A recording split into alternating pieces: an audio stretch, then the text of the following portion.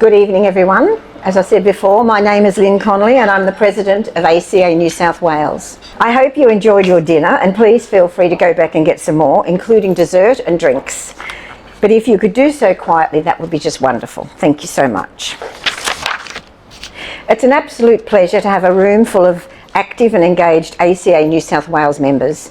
And for those of you who are not yet members, I promise you, I won't out you, but may I say that I invite you to become members and you won't regret it. And tonight, you should get a glimpse of as to why you should become members. Our wonderful ACA New South Wales staff are all here this evening. Please give them a big clap.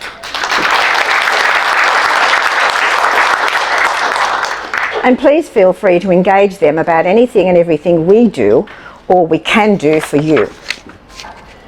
Now, under our Constitution, I'm not allowed to favour some members above others, but we do have some members who participate at virtually all of our events and activities, and you know who you are, and you're here again tonight.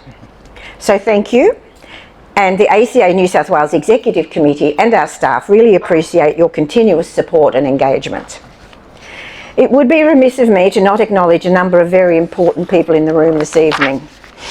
Firstly, we are also very fortunate to have our loyal supplier members with us, and you will recognise them as they are sporting yellow lanyards tonight. Thank you for all of your support. Tonight our partners and sponsors are our favourite business insurer, Guild Insurance, represented by Lauren Greenall and Shireen Ahmed. Go Guild. Our favourite RTO, KKTC, represented by Christy Grizzoli and Nicole Turner and Caitlin O'Reilly. So that's our ACA New South Wales College. We've combined with Cool Kids to form our own college so that we can have a say in the coursework, so that we can make sure that all of the students who go through our college come out knowing what they're supposed to be knowing. Educational, represented by Michael DePrinzio and Lydia McGorgan. Clap, please. Save Our Service, represented by Joanne Oakman, David Pereira, Cindy Liu and Eden Tahor. And one of our newest ACA New South Wales supplier members is MacArthur Solar, represented by Matthew Cox. And of course, for the main event tonight, we have the New South Wales Deputy Premier, represented by her Parliamentary Secretary, the Honourable Greg Warren, MP. The New South Wales Department of Education, represented by their Deputy Secretary, Mark Barrakat, and Executive Director, Sharon Gudu. And representing ACECQA's CEO, Michael Petrie, General Manager, Workforce, Engagement and Research. And a very warm welcome to you all. But just before we start, it is my honour to make some observations of our sector, especially in New South Wales. Yes, we remain engaged with the unions and the Commonwealth to increase early childhood educators, teachers and teachers' pay, and we remain cautiously optimistic that a win-win-win outcome will be achieved soon. And yes, post the COVID pandemic, it is my sincere belief, and I also believe I am not alone when I say, our sector has become extremely exhausted, and arguably we are questioning our vocation, with additional stresses in terms of the continuance of the subjective and non-measurable A&R process. See what I mean? This lovely table here, I think you should give them a bigger clap. I keep telling the department and the politicians how desperate we are for something that's measurable and how it's killing us all, but they don't seem to listen, so you guys are just going to have to start speaking out. So it's affecting our wonderful nominated supervisors, our educational leaders and the educators, as they're subjected by the department with no respect for their mental health, and which is now foisted upon them with a 5-day notice period. As well as the 4 years of successive record compliance activities, as highlighted by the annual report on government services, and might I say, without producing any measurable outcomes for children that we spend our days developing, nurturing, educating and care for. It's just loads and loads and loads and loads and loads of paperwork, more pressure, more pressure, more pressure, no outcomes for the children. It must change.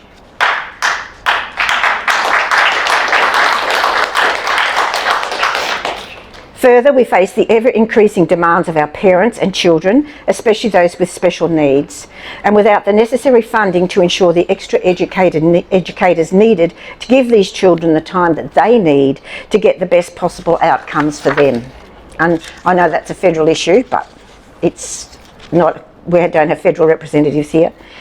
And then there are the ever skyrocketing operational costs and the cost of living pressures on every single one of us without any true relief in the near future. And of course, every day we are faced with severe labour shortages. That does not seem to have a solution in sight, considering the number of wonderful educators who are leaving the sector due mostly to the continuing increased burden placed on them by the department and the lack of respect by some of its officers. And on that note, may I say, some of the new 100 preschools on school sites will only exacerbate, not help the labour shortages, as educators and teachers will be plundered first from community preschools and then from our private long day cares and preschool centres. ACA New South Wales does recognise, and we are proud of the fact that the Start Strong funding has been dramatically increased. It was just over 18 months ago that New South Wales long day care services were receiving less than 40 cents in the dollar compared to the national average of the Commonwealth's universal access funding. And after much lobbying, and with the New South Wales Government's assistance, we now see the Start Strong funding virtually tripled and spending rules far more in tune with our sector's needs. So thank you very much to you guys.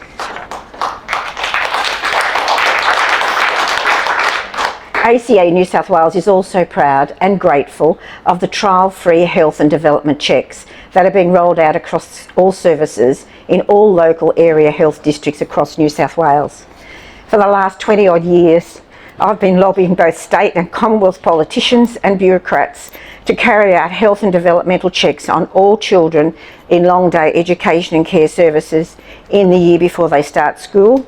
And as you would understand, I'm extremely excited that the New South Wales Department has finally answered my call.